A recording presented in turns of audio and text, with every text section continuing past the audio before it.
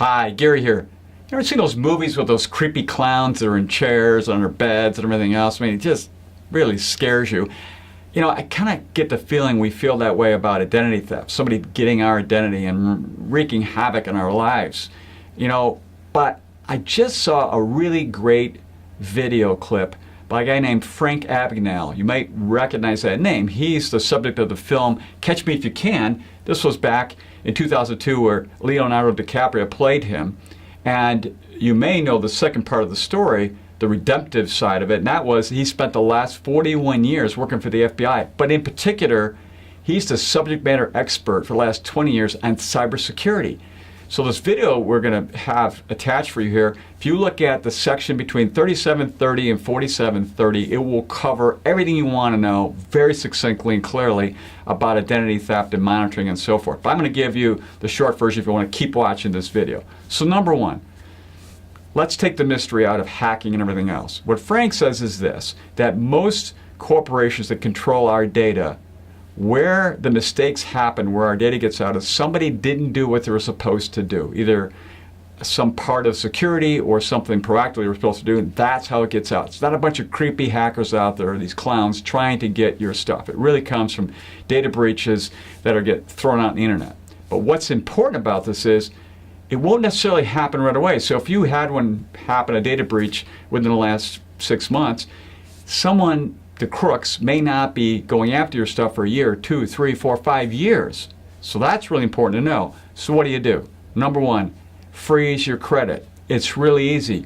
Call one of the 3 credit agencies or go online to them. It's TransUnion, Experian, or Equifax. And they will, one of them can freeze it, and they'll send it to the other 2 within 24 to 48 hours to be frozen. They'll give you a PIN number, and it may cost you a little bit of money to do this in some states not.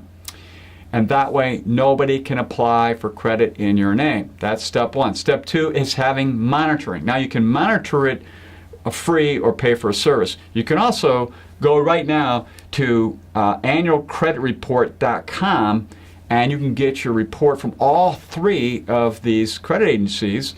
You actually can do it once a year for free, so you can rotate it every 4 months, each one of them, if you want to do it on your own. But you also can get some of these services that are free monitoring your credit. But they won't take care of if your identity gets stolen and the fraud that takes place. You might want to get a paid service. Those paid services go for $10 to $30 a month. Frank uses one, he says it's $20 a month. And those services can take care of that part of it. The last part of this is using credit cards and debit cards. I can tell you clearly, and he says it very clearly, do not use debit cards. You get money stolen from your bank account directly. Takes a while to get it back. It just doesn't make any sense. It's the worst way to do any kind of transaction in this country. Credit cards, on the other hand, you're protected on all of those kinds of credit card fraud that takes place out there.